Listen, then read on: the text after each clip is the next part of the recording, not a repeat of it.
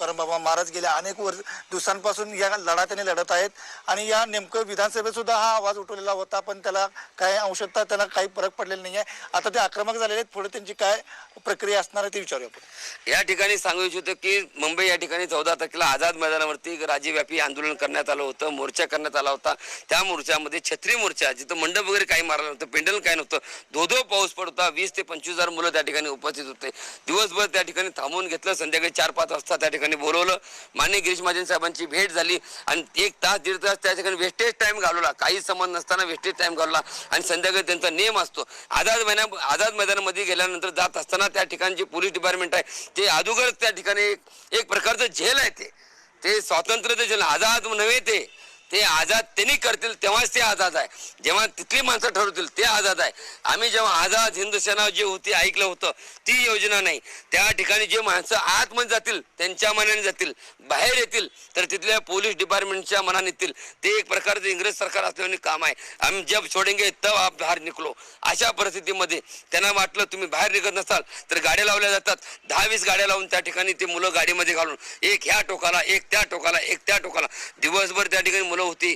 त्या मुलांचे मोबाईल भिजले होते, त्या मुलांचे फोन भिजले होते, त्या मोबाईलचे चार्जर खराब झाले, मोबाईल खराब झाले. 6,000 पगार 5 महिने झालेला नाही.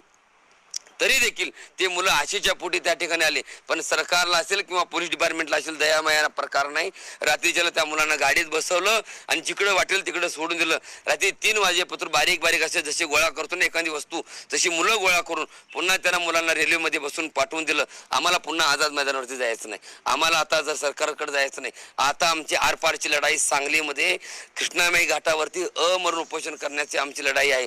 ज्या पद्धतीनं सरकारने जो शब्द दिला, एकीकडे देवेंद्र फडणवीस साहेब सांगतात की तुम्हाला काम उपलब्ध करून देऊ, एकीकडे एकनाथ शिंदे साहेब सांगतात काम उपलब्ध करून देऊ आणि त्याच खात्याचे मंत्री मंगल प्रभात लोढा साहेब सांगतात की आम्ही असं कुणीच बोललो नाही. मग मला सांगा, मग मीडिया खोटी का मंत्री खोटे का आम्ही खोटं, याचा सोक्ष मोक्ष मीडियाने लावला पाहिजे. आमच्याकडे व्हिडिओ आहेत व आमच्याकडे सगळे तुमच्या चॅनलच्या माध्यमातून आपल्या चॅनलच्या माध्यमातून दाखवलेलं आहे. ते भूम त्या ठिकाणी तुमचं आहे, तुम्ही बघू शकताय. जर असं बोललं असेल आहे त्या ठिकाणी काम उपलब्ध करून देतो म्हणत असतील आणि जर हे मंडळी देत नसतील तर खोटं बोलतील. यांच्यावर गुन्हा दाखल करायला पाहिजे. 420चा गुन्हा तिघांच्यावर दाखल करायला पाहिजे आणि त्यांना जर नाही बोललं असेल तर आम्ही खोटं बोललो म्हणून आमच्यावर गुन्हा दाखल केला पाहिजे आणि आम्ही जर नाही खोटं बोलतो तर मीडियाने दाखवलं म्हणून मीडियावरती गुन्हा दाखल करायला पाहिजे. पण न्याय हा 100% मिळालाच पाहिजे. कुणाच्याकडे चूक असेल त्यांच्या पदरात घाला, नाही तर आम्हाला हक्काची नोकरी कॉन्ट्रॅक्ट बेसवरती द्या, कसंही द्या, पण 11 महिन्याचं आमचं प्रशिक्षण झाल्यानंतर आम्ही पुढं करायचं काय.